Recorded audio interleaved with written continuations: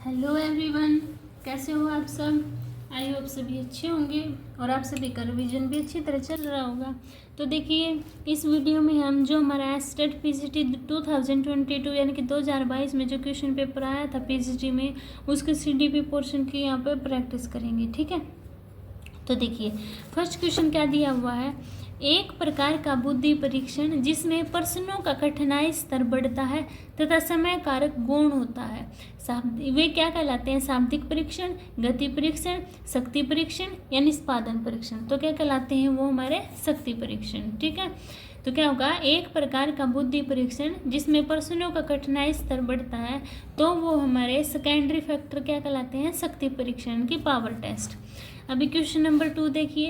एक शिक्षण अधिगम व्यूह रचना जिसमें विभिन्न योग्यता स्तर वाले विद्यार्थियों के छोटे समूह किसी विषय की अपनी समझ को बेहतर बनाने के लिए विभिन्न प्रकार की सीखने की गतिविधियों का उपयोग करते हैं, तो उनको हम क्या बोलेंगे?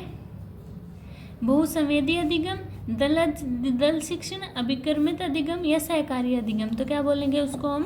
सहकारी अधिगम। ठीक है, अभी देखिए क्वेश्चन नंबर 3। स्प्रेंजर का व्यक्तित्व वर्गीकरण व्यक्तित्व आकलन के लिए किस उपागम से संबंधित है? ऑप्शन ए शील गुण उपागम, ऑप्शन बी मूल प्रवृत्ति उपागम, ऑप्शन बी प्रकार उपागम, ऑप्शन डी मनोविश्लेषण उपागम। तो स्प्रेंजर का व्यक्तित्व वर्गीकरण व्यक्तित्व आकलन के किस उपागम से संबंधित है? प्रकार उपागम यानी कि टाइप अप्रोच। ठीक है, अभी देखिए 4 क्वेश्चन। निम्नलिखित में से कौन सा विद्यार्थी के अच्छे मानसिक स्वास्थ्य का लक्षण नहीं है? काल्पनिक दुनिया में रहना, जीवन में संतुलन, अच्छी अक्षमताओं एवं सीमाओं का ज्ञान या फिर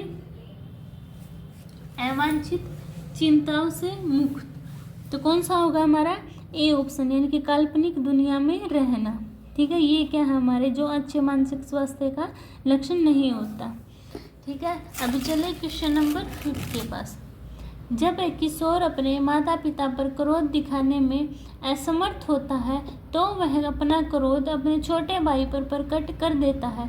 यह किस प्रकार की रक्षात्मक युक्ति का एक उदाहरण है? दमन, रिप्रेशन, रिग्रेशन, प्रतिगमन, प्रोजेक्शन, प्रक्षेपण या डिस्प्लेसमेंट विस्थापन।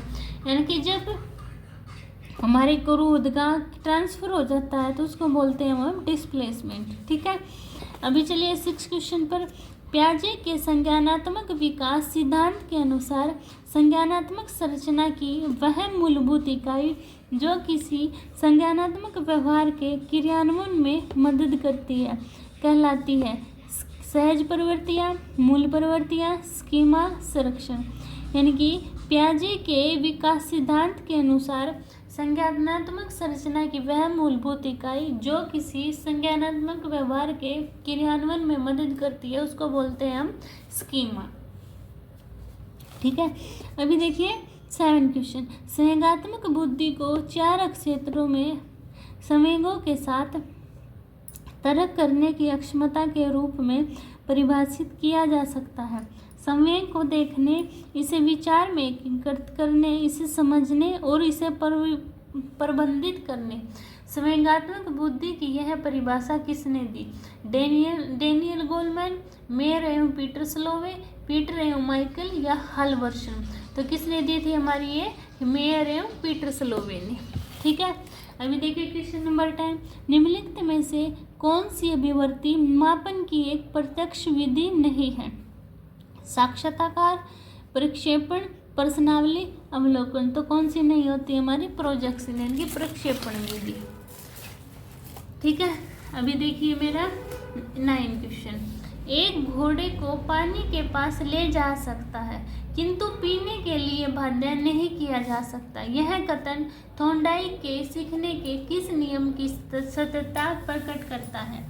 तत्परता का नियम, अभ्यास का नियम, प्रभाव का नियम, बहुप्रतिक्रिया का नियम। तो कौन सा नियम होता है मेरा? तत्परता का नियम। ठीक है, अभी चलते हैं हम अपने 10 क्वेश्चन के पास। निम्नलिखित में से कौन सा शिक्षण का स्तर नहीं है? आधारभूत स्तर, स्मृति स्तर, अवबोध स्तर, चिंतन स्तर। तो कौन सा स्तर नहीं है हमारा? Note level of teaching, basic level यानी कि आधारभूत स्तर। ठीक है। अब 11 क्वेश्चन देखिए, निम्नलिखित में से कौन सा बेरेन के पारिस्थितिक तंत्र सिद्धांत का भाग नहीं है? Micro system, macro system, minor system, meso system. यानी कि माइक्रो सिस्टम होता है, मैक्रो भी होता है, मीजो भी होता है, और क्या होगा मेरा एक्सो सिस्टम होता है और कोरोना सिस्टम होता है। पर क्या है, ये माइनर नहीं होता, यानी कि क्या है 11 का सी ऑप्शन। समय मूल प्रवृत्ति के संदर्भ में कौन सा युग्म सही नहीं है? क्रोध, निर्वृत्ति, अधिकार, संग्रह, आश्चर्य, जिज्ञासा, भय, पलायन।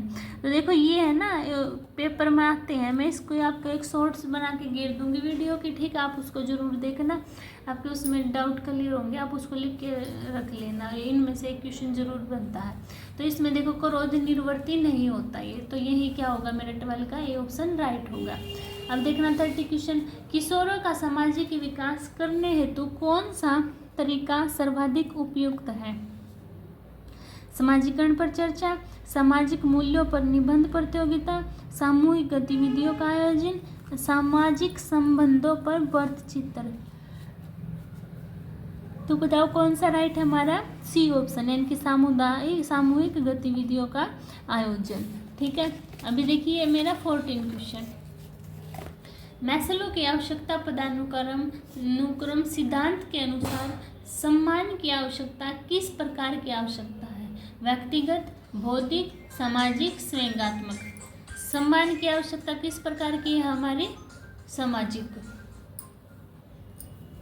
तो क्या होगा मेरा इसका 14 का बी ऑप्शन राइट होगा। ठीक है, अभी देखिए 15 क्वेश्चन, निम्नलिखित में से कौन सा कार्य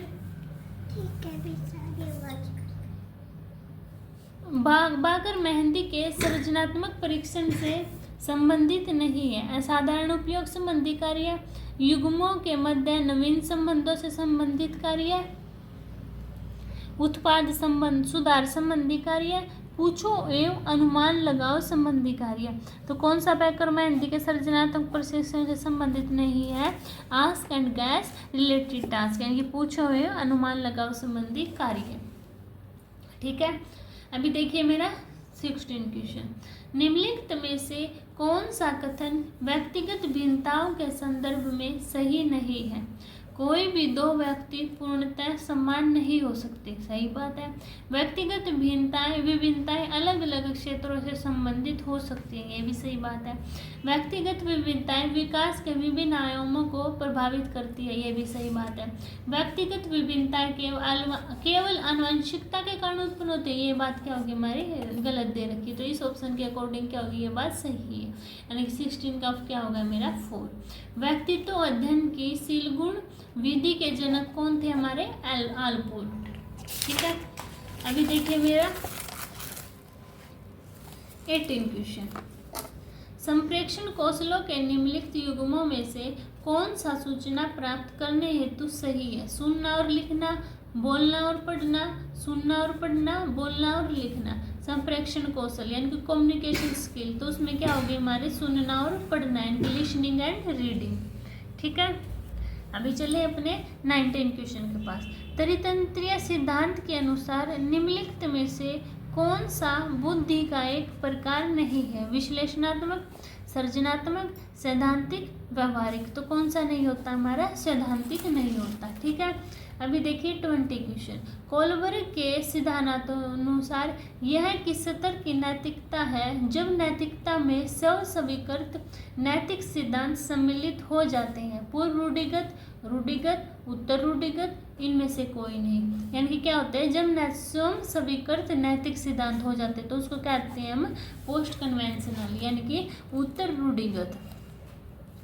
ठीक है, अभी देखिए 21 क्वेश्चन, निम्नलिखित में से कौन सी किशोरावस्था की एक विशेषता नहीं है? तो देखो यह संधिकरण की अवस्था, सही बात है। यह अवास्तविकताओं की अवस्था है, यह पहचान की खोज का समय, यह भी सही। यह यौवनारंभ की दहलीज है, ये भी सही बात है। तो इसमें क्या है, इस ऑप्शन में डाउट था। ठीक है 21 का, क्योंकि इसमें सभी के सभी हैं। ठीक है, अभी देखिए 22 क्वेश्चन, व्यक्तित्व आकलन हेतु प्रासंगिक अंतर्बोध परीक्षण किसके द्वारा विकसित किया गया? मुर्रे और मॉर्गन द्वारा, बेलक द्वारा, आइंस्टाइन द्वारा और आलपोर्ट एवं कैटल द्वारा। तो व्यक्तित्व आकलन हेतु प्रासंगिक अंतर्बोध परीक्षण यानी कि थीमेटिक अप्रिसिएशन टेस्ट, TAT, इसकी फुल फॉर्म भी आ जाती है। ठीक है, तो ये किया था मेरा मुर्रे और मॉर्गन ने। ठीक है, अभी देखते हैं हम अपना 23 क्वेश्चन। जब एक निश्चित संख्या में प्रतिक्रियाओं के बाद ही अधिगमकर्ता को पुनर्बलन प्रदान किया जाता है तो यह किस प्रकार की पुनर्बलन अनुसूची है?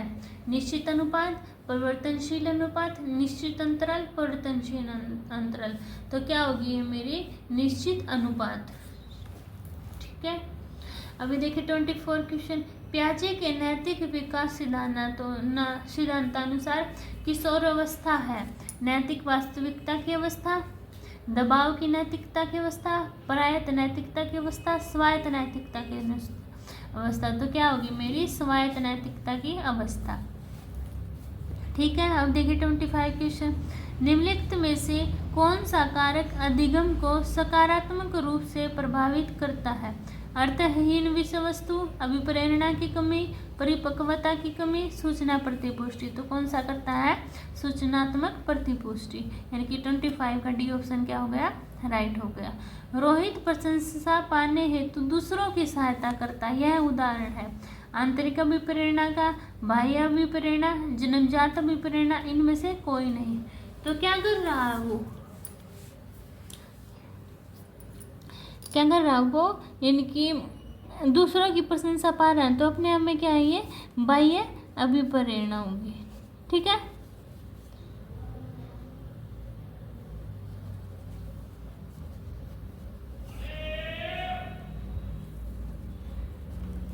तो देखिए अब नेक्स्ट क्वेश्चन। एक 15 वर्ष के बालक की बुद्धि लब्धि क्या होगी जबकि उसकी मानसिक आय 12 है? मानसिक आय क्या होती है? 12, और क्या दी हुई है? Intelligent question 15 multiply 100। तो काट तो जो कट रहा 3 4 जा 12, 3 5 जा 15, 5 2 जा 10, 0, 4 मल्टीप्लाई 20 कितना आ गया? 80। तो क्या होगा मेरा 27 का ए ऑप्शन राइट होगा। ठीक है, अब देखो एक शिक्षक के रूप में विद्यार्थियों की सृजनात्मकता का विकास करने हेतु निम्नलिखित में से कौन सा कार्य नहीं करेंगे? मौलिकता को प्रोत्साहन, ये तो करेंगे। भय को दूर करना, ये भी करेंगे।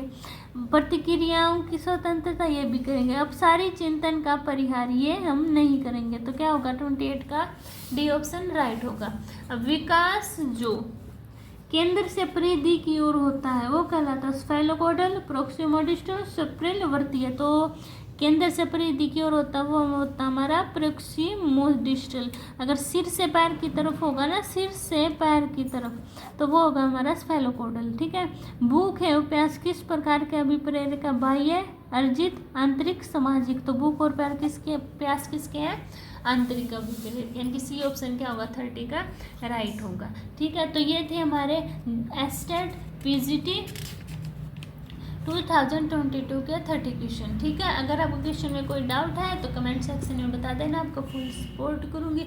आप भी प्लीज़ चैनल को लाइक कीजिए, शेयर कीजिए, सब्सक्राइब कीजिए। मिलते हैं नेक्स्ट वीडियो में, तब तक के लिए बाय बाय।